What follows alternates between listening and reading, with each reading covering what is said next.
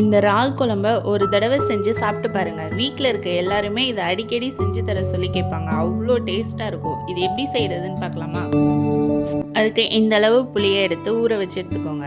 இப்போ ஒரு கடாயில் கொஞ்சமாக எண்ணெய் விட்டு 1 டேபிள் ஸ்பூன் சோம்பு, 1 டேபிள் ஸ்பூன் வெந்தயம், கொஞ்சமாக கருவேப்பிலை போட்டு பொரிஞ்சதுக்கப்புறம் அது கூட நறுக்கி வச்சுருந்த 100 கிராம் சின்ன வெங்காயத்தையும் சேர்த்து வதக்கிக்கலாம். இது கூட நறுக்கி வச்சுருந்த 5 பச்சை மிளகாவையும் சேர்த்து வதக்கிட்டு அது கூட 2 தக்காளியையும் சேர்த்து நல்லா வதக்கி எடுத்துக்கோங்க.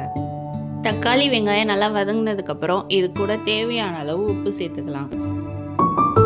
இது கூட நறுக்கி வச்சிருந்த ஒரு முருங்கைக்காய், 5 கத்திரிக்காய், பாதி வாழைக்காய் இதையும் சேர்த்து நல்லா வதக்கி எடுத்துக்கோங்க. இந்த குழம்புக்கு இந்த காய்கறி போடும்போது தாங்க டேஸ்ட்டு. காய்கறி நல்லா 2 நிமிஷம் வதங்கட்டும். இப்போது காய்கறி வதங்கினதுக்கப்புறம் அது கூட க்ளீன் பண்ணி வச்சுருந்த 1/2 கிலோ இறாலையும் சேர்த்து 1 நிமிஷம் மட்டும் வதக்கி எடுத்துக்கலாம். இது கூட 1 டேபிள் ஸ்பூன் மஞ்சள்தூளும் சேர்த்து இதை வதக்கி எடுத்துக்கலாம்.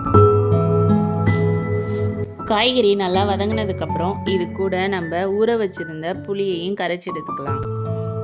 அது கூட 4 டேபிள் ஸ்பூன் மல்லித்தூள், 3 டேபிள் ஸ்பூன் மிளகாய் தூளையும் சேர்த்து 2 கிண்டி எடுத்துக்கோங்க. இந்த ஸ்டேஜில் இது கூட 2 துண்டு மாங்காவையும் சேர்த்து ஒரு கிண்டி விட்டு இதை மூடி போட்டு வேக வச்சு எடுத்துக்கலாம்.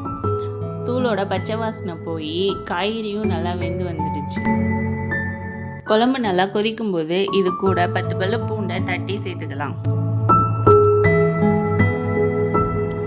அவ்வளோதாங்க, டேஸ்டியான கத்திரிக்காய் முருங்கைக்காய் போட்டு ஒரு இறால் குழம்பு ரெடி.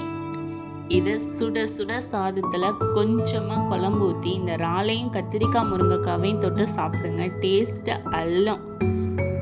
இந்த வீடியோ பிடிச்சிருந்தா லைக் பண்ணுங்கள், ஷேர் பண்ணுங்கள், கமெண்ட் பண்ணுங்கள், மறக்காமல் சப்ஸ்கிரைப் பண்ணுங்கள். பக்கத்தில் இருக்க பெல் ஐக்கானையும் கிளிக் பண்ணுங்கள். அப்போ தான் நான் போட்ட வீடியோ உடனே வரும். தேங்க்யூ.